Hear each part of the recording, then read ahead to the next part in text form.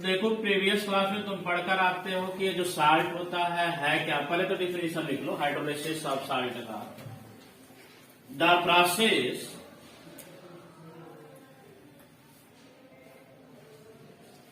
in which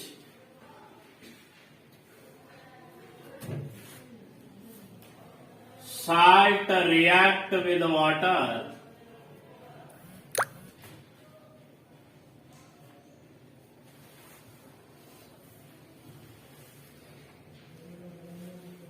to form acid and base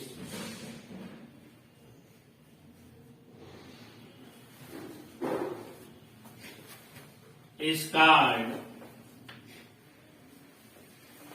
salt hydrolysis.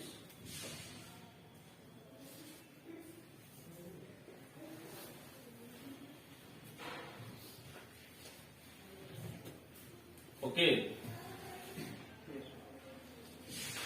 मां में यहां लिखा मैंने साल्ट और इधर है वाटर, तो बन गया एसिड प्लस बेस। एक एग्जांपल ले लिया, मान लो मैंने कहा NaCl plus water formula H2O to form NaOH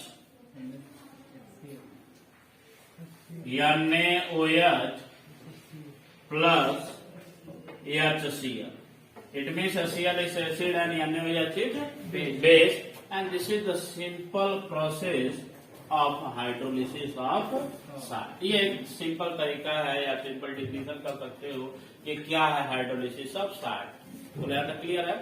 अब मैंने कहा कि नॉर्मली जो तुम साल्ट पढ़कर आते हो बेसिक क्लास में, या जो साल्ट है वह अलग अलग कंपाउंड से मिलकर बन के आता है या अलग अलग रिएक्शन के थ्रू बनकर आता है, जिसमें हम 4 तरह का साल्ट देखते हैं। जैसे कि मान लो मैंने बोला साल्ट ऑफ, पहला केस क्या बनता है, salt of strong acid and strong base.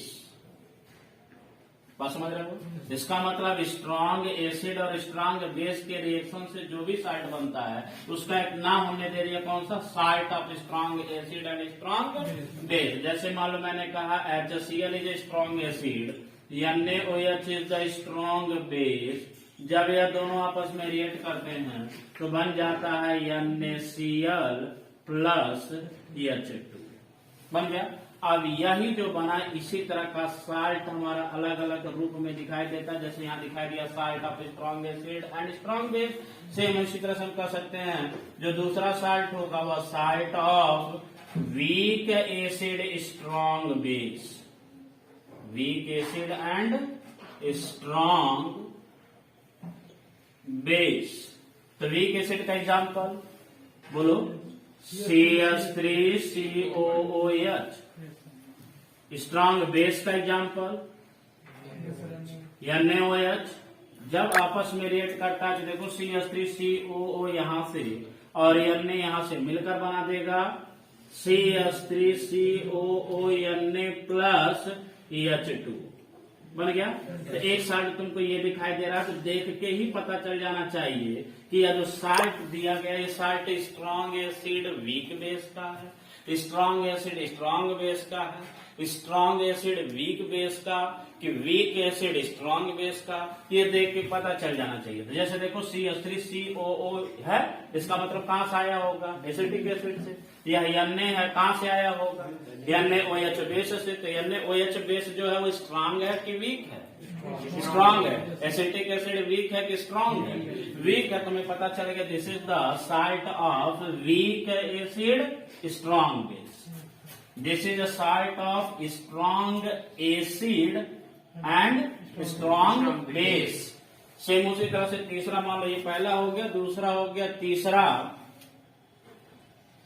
Salt of, पलट दो यहां पर, वीक एसिड का जगह क्या कर दो, स्ट्रॉन्ग एसिड। मैं यस से लिख रहा हूं, यस का मतलब strong acid and weak base. तो स्ट्रॉन्ग एसिड का एग्जांपल जानते ही हो, HCl।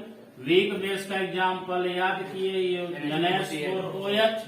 मिला तो रिएक्शन करा, तो रिएक्शन कराने के बाद क्या बनेगा, NH4Cl plus NH4Cl plus H2। अब यह भी एक प्रकार का साल्ट बन गया। बोलो कौन सा साल्ट है ये? तब कहेंगे salt of strong acid weak base. जब भी बोलो तो एसिड को पहले बोलो, बेस को बाद में बोलो। तो ये एसिड वाला पोर्शन ये है, बेस वाला पोर्शन ये है। तो salt of strong acid weak base. Same उसी तरह से साल्ट ऑफ, चौथा के salt of weak acid and weak base. तो वीक एसिड का एग्जांपल CH3COOH। वीक बेस का एग्जांपल है NH4OH। हीट करा दो, रिएक्शन करा दो एसिड एंड बेस में, तो बन जाएगा CH3COOH NH4 positive plus H2। बन गया कि नहीं बना? इसका मतलब यह जो बना, यह भी एक प्रकार का साल्ट है। जो किस तरह का साल्ट बना, salt of weak acid and weak base. बोलो इसके अलावा और कोई साल्ट बनने की संभावना है? नहीं है। कारण एक हम जानते हैं कि जो हमारा एसिड है वो दो तरह का एसिड होता है। कौन कौन सा acid? Strong acid, weak acid. Base जो है कितने प्रकार का हो गया? दो तरह का। कौन कौन सा? Strong base, weak base. तो मैंने कहा जब स्ट्रॉन्ग एसिड स्ट्रॉन्ग बेस से बनाओगे तो पहला केस पॉसिबल होगा। जब स्ट्रॉन्ग एसिड वीक बेस का बनाओगे तो एक केस ये फिजिबल होगा। जब वीक एसिड स्ट्रॉन्ग बेस का बनाओगे तो एक ये फिजिबल होगा, और एक वीक एसिड और वीक बेस वाला। देखो कितना बना, चार के अलावा और पॉसिबिलिटी है? कोई संभावना नहीं। इसका मतलब चार तरह का साल्ट हमें दिखाई दिया।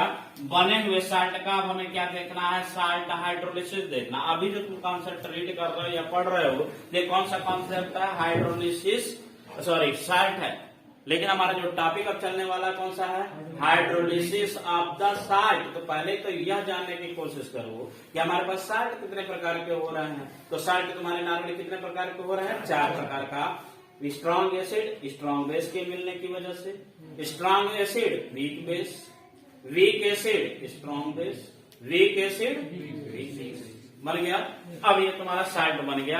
मैंने कहा जब ये साल्ट का जब हाइड्रोलिसिस करेंगे तब क्या होगा? तो जस्ट इसी का प्रोसेस। अभी हमने एसिड और बेस को मिलाकर क्या बना लिया? साल्ट।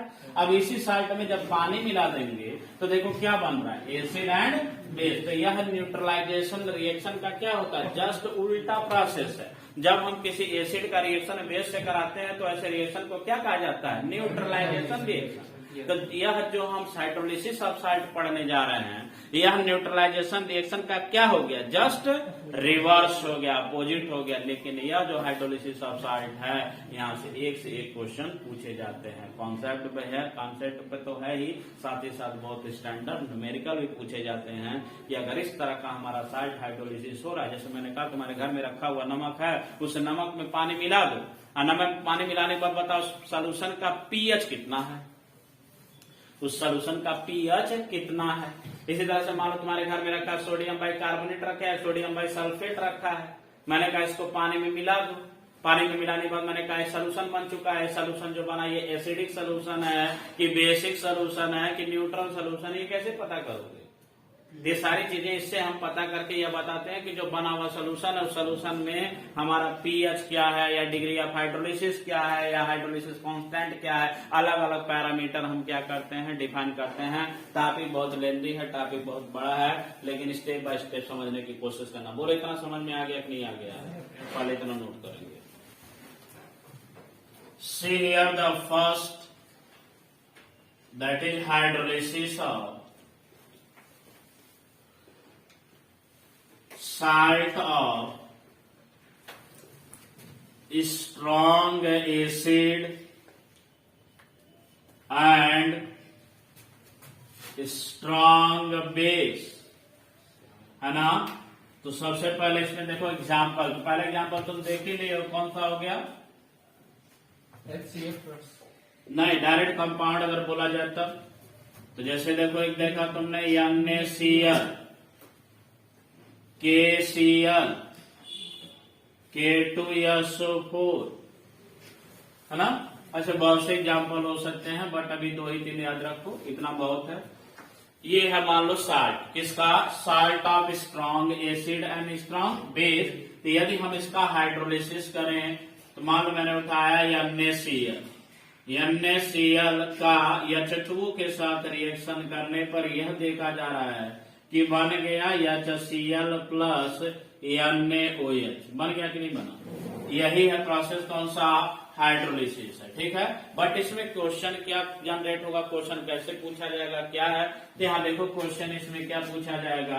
पहला क्वेश्चन तुम्हारा ये जनरेट होता है कि इस प्रकार का जो हाइड्रोलिसिस है वह केटायनिक हाइड्रोलिसिस है कि एनायनिक हाइड्रोलिसिस है कि दोनों है, पहला क्वेश्चन।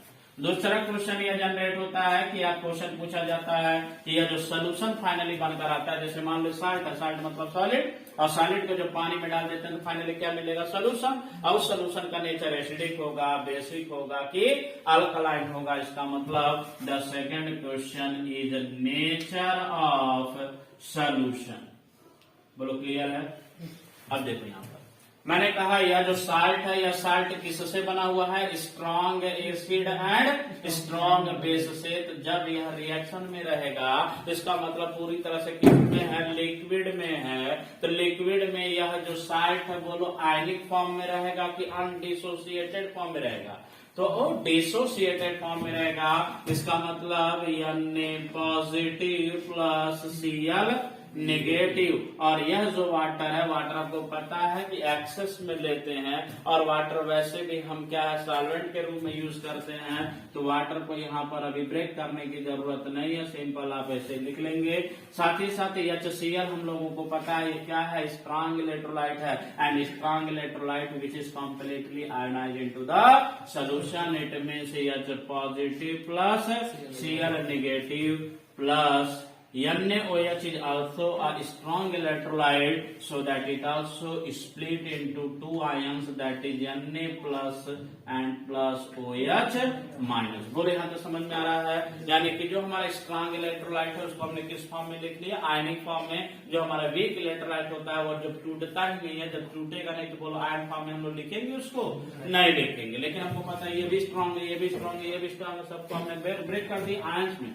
अब हमने कहा जब अगर मान लो इसे इक्वल मान रहे हो तो इक्वल के इस साइड में भी Cl माइनस है, इस साइड में भी Cl माइनस है, दोनों कैंसिल आउट हो जाएंगे कि नहीं हो जाएंगे, हो जाएंगे। मैंने कहा Cl कैंसिल आउट हुआ, इस साइड में Na पॉजिटिव दिखाई दे रहा है, इस साइड में भी Na पॉजिटिव दिखाई दे रहा है, Na कट गया। यानी कि फाइनली हमें यह दिखाई दे रहा है कि जब हम किसी स्ट्रॉन्ग एसिड और स्ट्रॉन्ग बेस से मिले हुए साल्ट का हाइड्रोलिसिस करते हैं तो वहां पर इस तरह का कोई हाइड्रोलिसिस तो हो ही नहीं रहा। सिंपल क्या हो रहा है कि यही H2O 2 पार्ट में टूट जा रहा है, H प्लस और OH माइनस। साल्ट कहीं टूटा या साल्ट कहीं दिखाई दे रहा है? सबसे इंटरेस्टिंग क्वेश्चन यही जनरेट होता है कि अगर मान लो जो साल्ट है वह साल्ट यदि स्ट्रॉन्ग इलेक्ट्रोलाइट से मिलकर बना होता है, स्ट्रॉन्ग मतलब स्ट्रॉन्ग एसिड और स्ट्रॉन्ग बेस से, तो ऐसे साल्ट का साल्ट हाइड्रोलिसिस पॉसिबल नहीं है।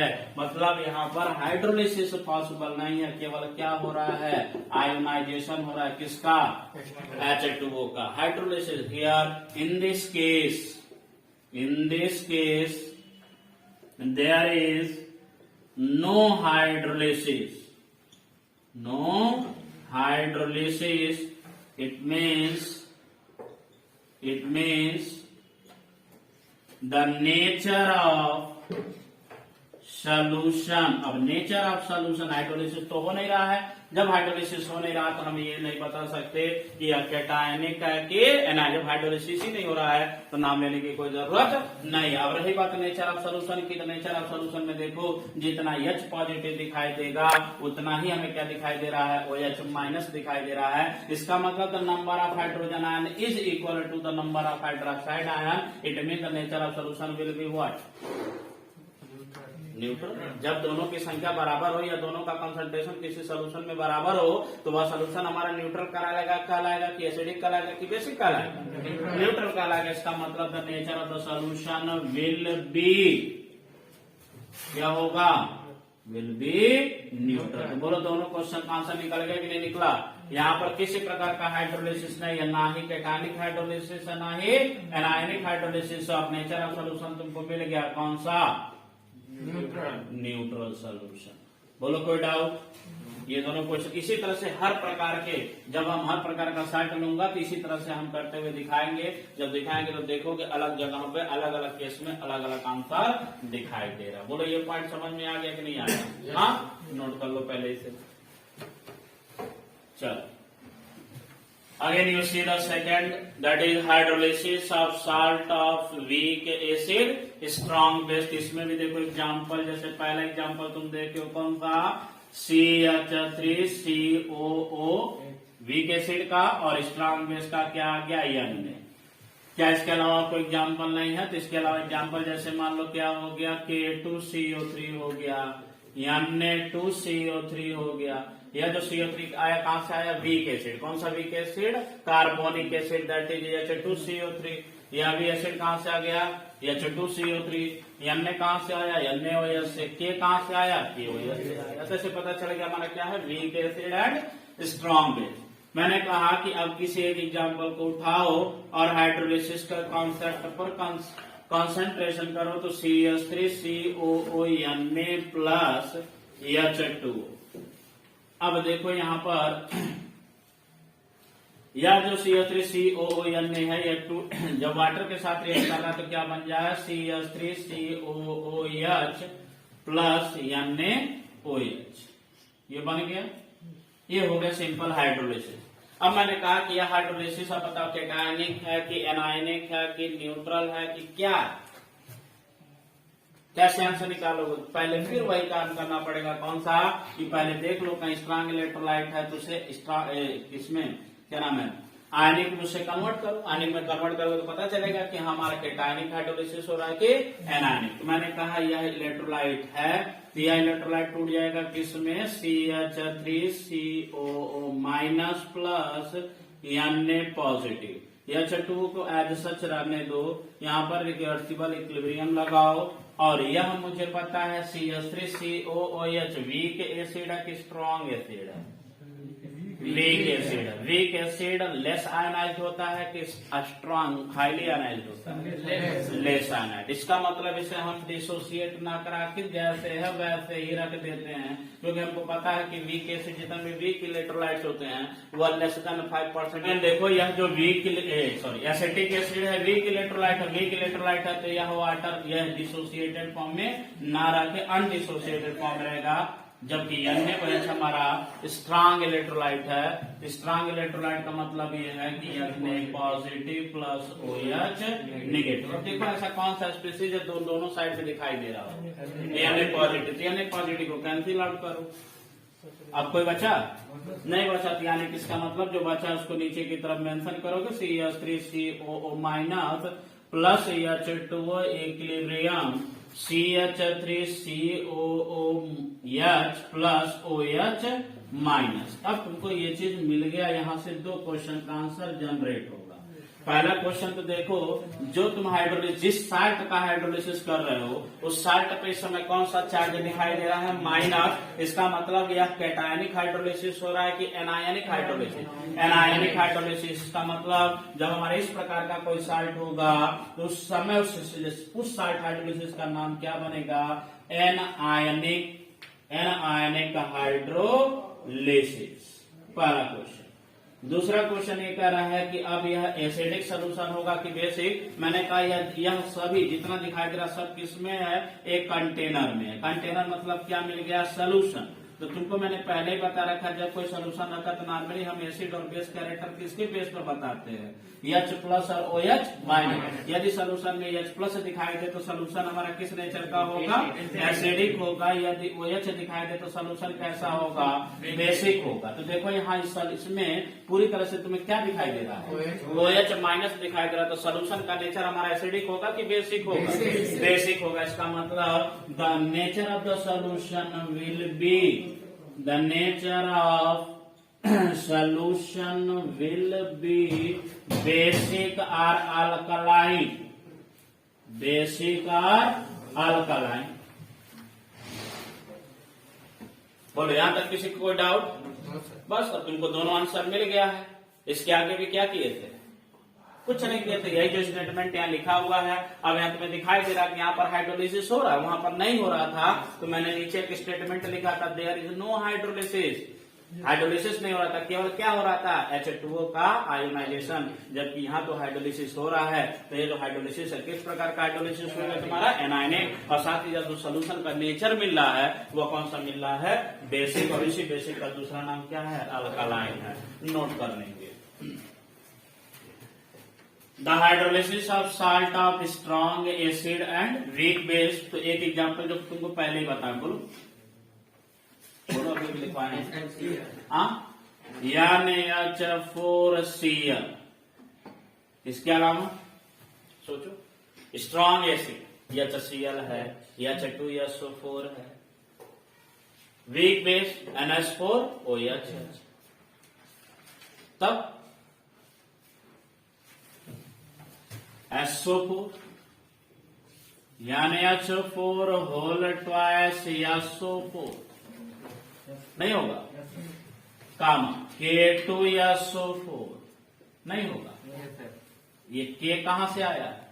नहीं होगा, क्योंकि सल्फेट आया स्ट्रॉन्ग एसिड से, K आ गया स्ट्रॉन्ग बेस से बना हुआ था। हमारा स्ट्रॉन्ग एसिड स्ट्रॉन्ग बेस का ध्यान लगाकर, ठीक है ना, इसीलिए यानी कि K2SO4 पॉसिबल नहीं होगा। इसके अलावा जो भी तुम्हारा बनेगा अपना देख लेना। फिलहाल मैं यहाँ पर ETC लिख रहा हूं।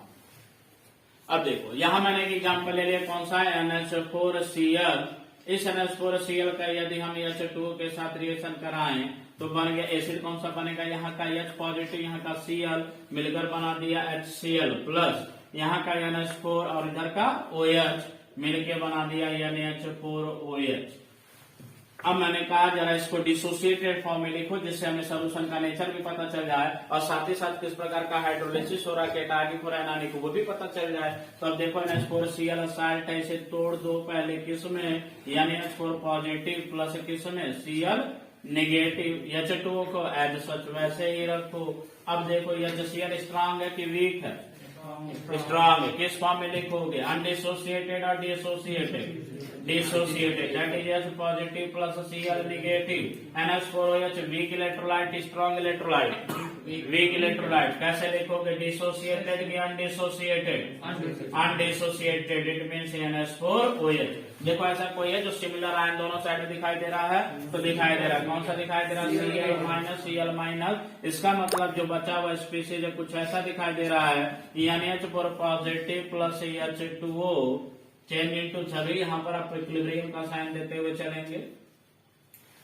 और यह टूट गया, मान लीजिए इसका H2 के साथ रिएक्शन तो बन गया H पॉजिटिव प्लस यानी H4 पॉजिटिव यानी H4OH। ये हुआ, ये बचा हुआ। अब मैंने कहा यहाँ से दो क्वेश्चन का आंसर निकालो।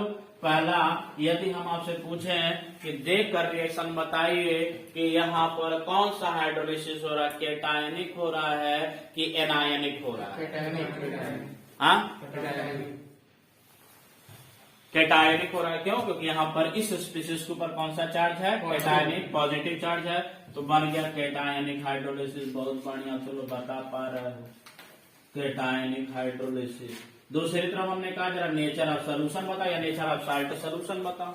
कैसे पता चल रहा है कि फाइनली H पॉजिटिव दिखाई दे रहा है, यानी कि H प्लस प्रोड्यूस हो रहा है। इसलिए जो साल्ट सोल्यूशन का जो नेचर होगा, nature of salt solution is या विल बी क्या? एसिडिक। एसिडिक हो गया।